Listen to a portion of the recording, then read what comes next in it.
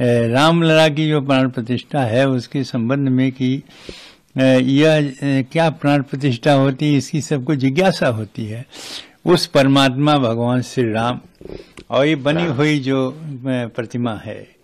इसमें उस साक्षात परमात्मा की सारी शक्तियां इसमें समाविष्ट हो जाएं। अब आने के इस मंत्र के द्वारा किया जाता है, जो हमारे वेदों में वर्णित मंत्र है, और समाविष्ट हो जाए, जिससे जिस प्रकार के देश की कल्याण काल और आने वाले भक्तों की जो दर्शन है, उस दर्शन के माध्यम से उनका कल्याण हो, सभी के कल्याण। जो शक्ति उस परमात्मा रमन्ते योगिनो जिसमें नित्यानंदे चिरात्मनि इति राम पदेनासो परब्रह्म अवधीयते, उस परमात्मा की जो शक्ति है वो इस प्रतिमा में जो बनी हुई है इसमें आ जाए, और जो शक्ति और जिस शक्ति से परमात्मा की तपस्या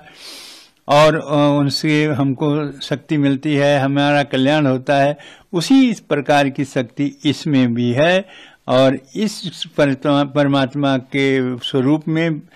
विराजमान इस प्रतिमा के हम वैसे दर्शन करें तो वैसे हमको फल मिलेगा, जैसे साक्षात परमात्मा की तपस्या करने से प्राप्त होता है।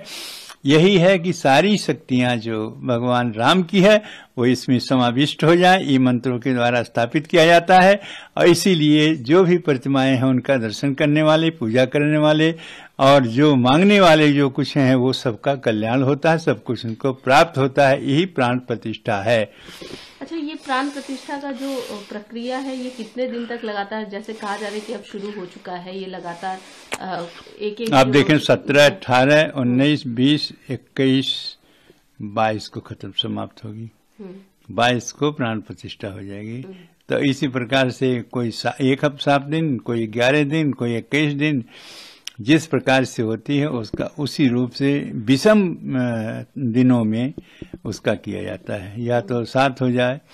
या 21 हो जाए, और इसके प्रकार से या 11 हो जाए, इस तरह से सम तिथियों में, सम दिनों में उसकी पूर्ति की जाती है, जो 17 से शुरू है और ये 22 को समाप्त होगा। लोगों के मन में एक जिज्ञासा है कि प्राण प्रतिष्ठा कैसे, मतलब किस किस तरीके से, ये जो क्या क्या शुरुआत में कैसे होता है, क्या होता है, लोग जानना चाहते हैं, क्योंकि रामलला की प्राण प्रतिष्ठा अब जानने के लिए जब प्रत्यक्ष रूप से सब हो रहा है तो इस पे जानने की मैं बताऊं, उसको जानने की अपेक्षा सब प्रत्यक्ष देख सकते हैं कि कलश यात्रा हुई, उसके बाद मूर्ति का जो ये नगर भ्रमण हुआ, उसके बाद में सरजू में स्नान हुआ, सरजू के जल लेकर के आए, ये सारी प्रक्रियाएं जो है सामने दिखाई दे रही हैं, ये प्रारंभिक है। उसके बाद उसी जल से, सरजू के जल से सारी जो जितने काम हैं वो सब कुछ पूरा किया जाएगा। तो सब पूरा करने के बाद में तब ये 6 दिन तक चलता रहेगा, और अंतिम में 22 तारीख को पूर्णतया उस प्राण प्रतिष्ठा की जो मूर्ति है उसको जलाधिवास, उसको दुग्धाधिवास, उसको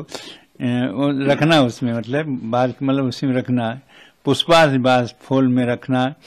औषधि अस्पाद औषधि में रखना, अन्नाधिवास अन्न में रखना, फिर सब कुछ क्रिया हो, उनको स्नान करा देना, स्नान करा के व्यवस्थित करके तब उस मूर्ति में